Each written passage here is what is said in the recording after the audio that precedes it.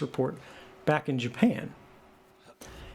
And what's interesting is the unclassified version of a report, and we've all seen this today with things like the Mueller report and all of the intelligence reporting that's happened over the last several years. When the government provides a classified report to the public, it's normally the same document. The unclassified version, the classified version are the same thing. It's just the unclassified version has things blacked out or redacted that they say, oh, you're not allowed to know this sentence or this paragraph or this page or whatever. The document that the public had been given about the warrantless wiretapping program was a completely different document. It was a document tailor-made to deceive and mislead the Congress and the public of the United States. And it was effective in doing that. And in 2012, what I realized was this is what real-world conspiracies look like, right? It doesn't have to be smoking men behind closed doors, right? It's lawyers and politicians. It's ordinary people from the working level to the management level who go, if we don't explain this in a certain way, we're all going to lose our jobs. Or the other way, they go, we're going to get something out of this if we all work together.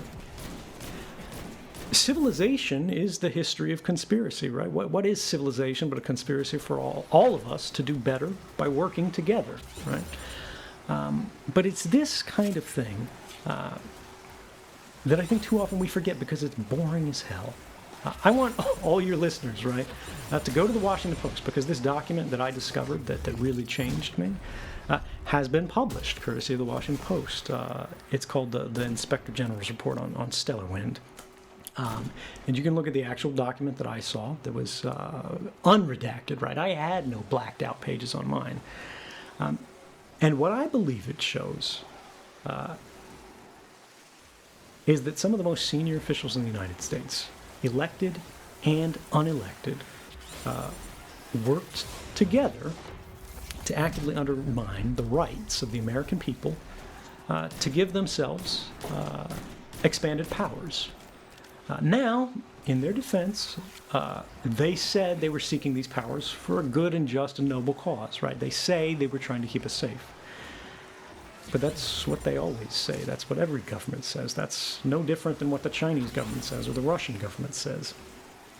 And the question is, if they are truly keeping us safe, why wouldn't they simply just tell us that? Why wouldn't they have that debate in Congress? Why wouldn't they put that to a vote? Because if they were, and they could convince us that they were, they'd win the vote. And particularly, we all know, like the Patriot Act passed, one of the worst pieces of legislation in modern history passed. Why didn't we get a vote? And I think if you read the report, the answer will be clear. So I'm sorry, Joe. I went on for a very long time. No, it was amazing. It's don't apologize at all. It's just completely fascinating that the continuation of this policy came down to one man and the president having this discussion. That is so. Well, it's much more, but right. Literally, the president at the heart of it, yes, at the heart of it, in every expression of executive power, right, and by executive we mean the White House here, the CIA, the NSA, the FBI, the DOJ, right? These guys exist as a part of the executive branch of government. In a real way, they work for the White House. Now, there are laws and regulations and policies that are supposed to say they're supposed to do this, and they're supposed to say they're not supposed to do that. But when you look at federal regulations, when you look at policies as an employee of government, when you violate these policies, the worst thing that happens to you is you lose your job, because there's no criminal penalty for the violation of these laws. And so it's very easy for people who exist in these structures, particularly the very top levels of these structures, to go, look, we have a given set of lawful authorities. And these are defined very broadly to give us leeway to do whatever it is we think is proper and appropriate and just. Now, take that proper and appropriate and just from the perspective of any given individual, right, any given president, now intersect that with what's good for them politically.